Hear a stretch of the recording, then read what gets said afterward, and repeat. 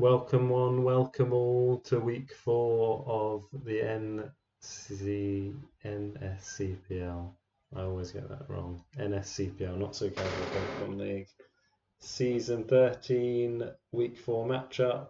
So this week we've got MG, pretty scary team. He's got Mega Alakazam, Sneasler, Hisuian Samrock, Clefable, Terrapagos, Ribombee, Magnezone, Flygon, Brambleghast, and Glalie. So, yeah, super, especially offensive pressure with Alakazam, Sneasler for physical attacking pressure, very scary. Yeah, Hisuian Samrock to set up spikes to weaken things for those two. Clefable's great, obviously. Terrapagos is nice as well, can end up being a setup sweeper, Ribombee for web. So yeah, just a strong team, pretty offensive, and yeah, could be even scarier if he'd got like psychic terrain somehow. But fortunately for our pool, he does not have psychic terrain.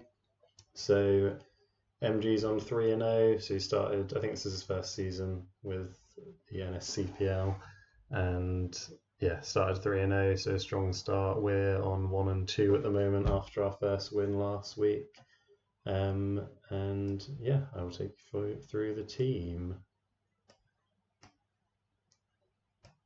Ooh. Oh god, what am I doing? Behind the scenes. Right, I think that's working. Is that working? What am I doing? Such a boomer. Okay, there we go. Right. So the win con this week, as last week, is Holy Moly the Excadrill.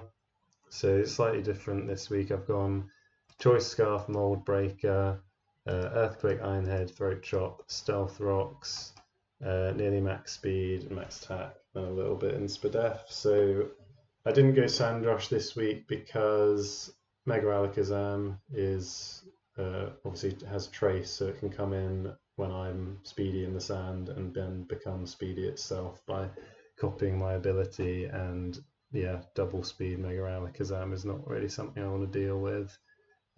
Also, if you look at his team, there is no ground. There's only ground resist to Mold Breaker because Mold Breaker hits through Levitate, which Flygon has.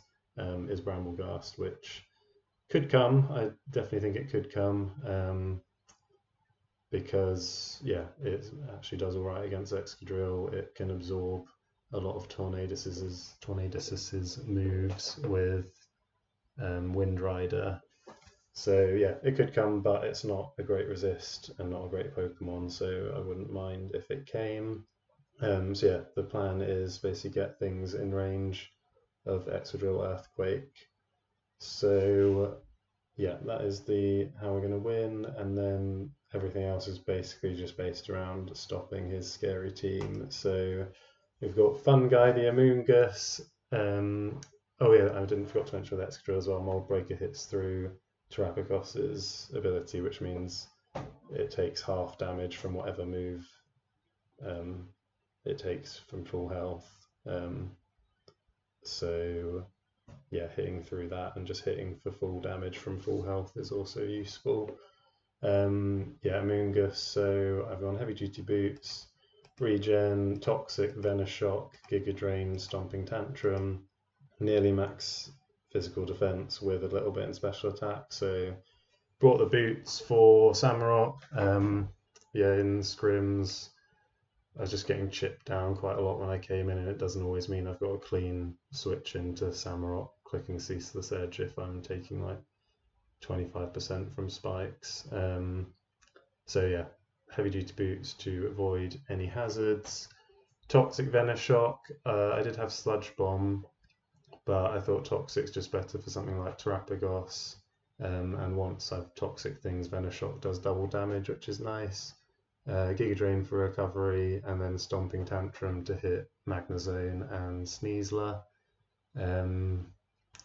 And yeah, the EV, so I've got a little bit in special attack because once I've poisoned, if I poison Clefable, well, this is my main thing. I'm hoping to come in on Clefable if he brings it.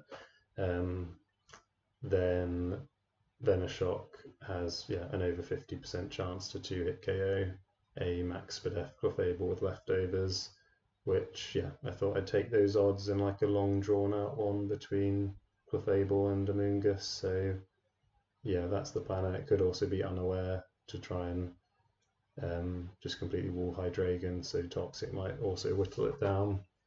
So Amoonguss is basically there for Clefable and Hisuian Samurott really.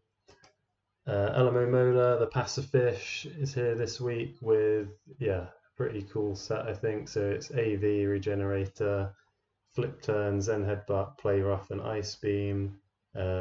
Basically max in both defenses and a little bit in special attack. So I did originally have, in my first couple of scrims, I had AV Gigalith, which did work pretty well. My scrims went kind of weirdly. I won my first two pretty convincingly and then got beaten for the next 3 or 4. Can't remember how many I did.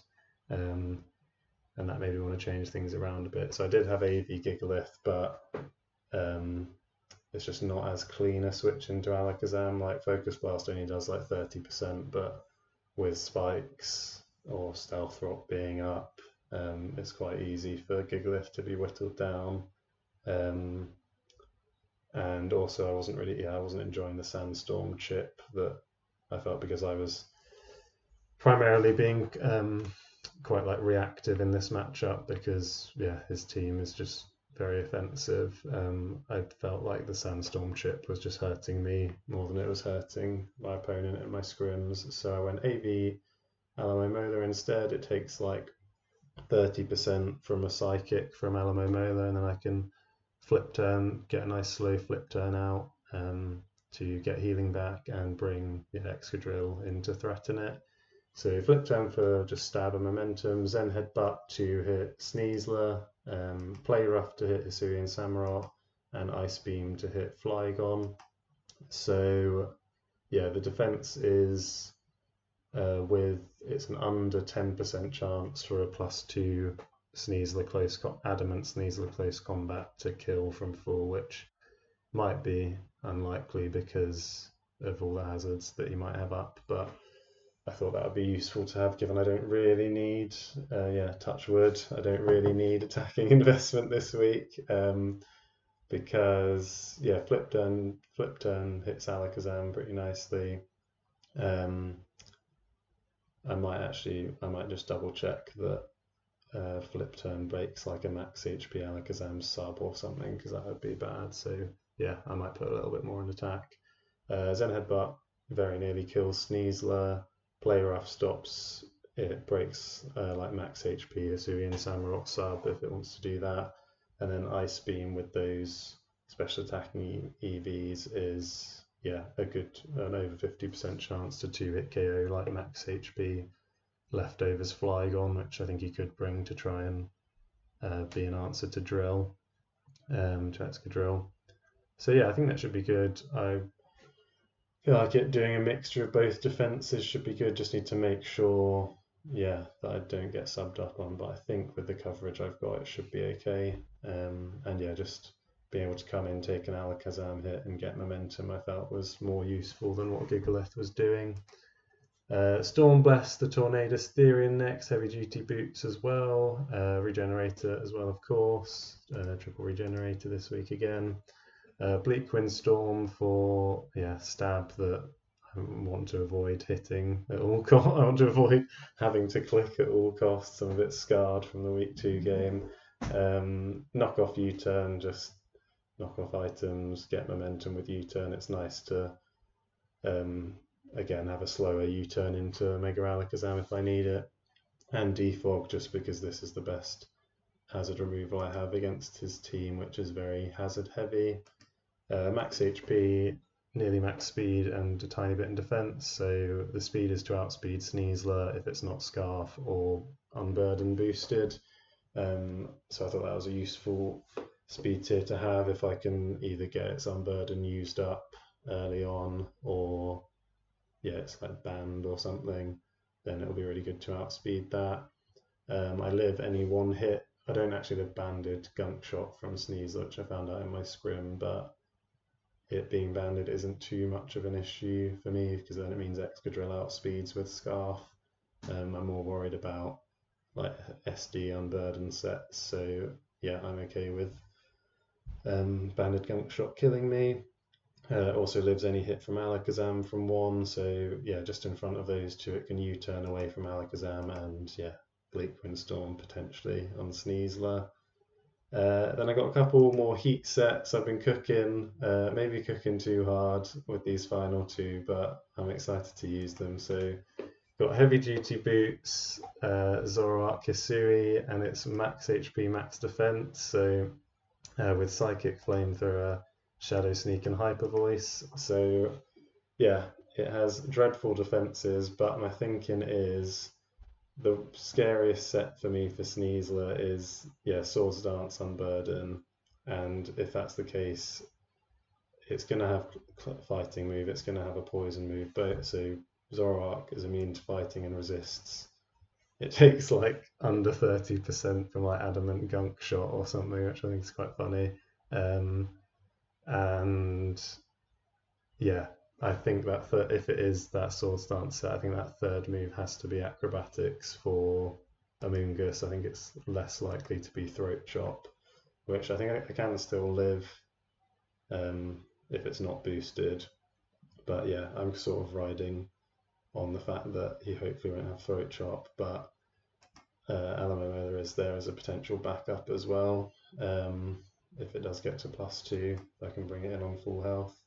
Yeah, Psychic kills Sneasler in 1, Flamethrower hits like Magnezone, Brambleghast, Shadow Sneak is nice to pick off Alakazam or anything weak that's weakened. And yeah, I did have Aqua Jet on Alamomola, but I thought, yeah, with the mix set, I didn't really have room for it because I needed the other coverage, and I thought I do still have priority in Zoroark. So I thought that was a worthy trade. And then, yeah, Hyper Voice, just stab normal damage. But yeah, I'm hoping Zoroark Hisui can be a surprising set and take a clutch hit from Sneasler or something if I need to. What was I thinking? Yeah, its ability isn't going to be very useful because I'm using it as like a reactive piece that's just going to move, come in and take a hit. So that's just going to immediately get rid of the illusion. But there's nothing. My team's quite hard to mask with it because they all have abilities that are quite easy to tell, with like Regenerator, Mold Breaker tells you when it's out. So yeah, see how it goes. I'm hoping it can do something. And then the other heat set is Ed and Eddie the Hydreigon. So we've got Lefties, Levitate, Roost, Toxic, Snarl, and Taunt. Nearly max Spadef with some speed. So this is basically because Carmine Terrapagos is really scary for my team, and I did have Cryogonal originally, but I just felt like it was giving free switch-ins too easily to things. And also with Cryogonal, it means that Brambleghast kind of just goes crazy on my team if it does bring it. I just don't have a Ghost Resist. Max attack Poltergeist or something is just going to rip through my team. So yeah, we've got Ghost Immunity with Zoroark, but yeah. Anyway, I thought Hydreigon would be better, so yeah, Roost to heal off the damage from Terrapagos, Toxic to wear it down, Snarl because I thought this was quite nice tech, because if it starts Calm Minding, I can just keep lowering its special attack, providing it keeps hitting, obviously. But as a backup as well, I also have Taunt, so if it's like Rest or something, I can Toxic it and then Taunt it to stop it recovering. So I thought this was a good middle ground in terms of doing the same kind of thing Cryogonal was going to do against Terrapagos, but also being there to like resist Brambleghast stabs naturally. And the EVs, so I put enough speed to outspeed a Terrapagos that is outspeeding max speed M ball by 1 point. I thought I kind of need the Spadef EVs. Been looking at he's posted his sets we have like a team dump channel, and it seems like he generally likes to speed creep rather than just go max speed. So I'm hoping to speed creep with this. And yeah, that's what Hydreigon's there to do. So yeah, battle will be fairly soon. Yeah, I was feeling confident at the start of after my first 2 scrims, and then now I'm really not sure. But yeah, we'll see how it goes. And thank you to Dial, Mayo, Vince, Neil, and Valk for the scrims. I think that was everyone. So yeah, see ya.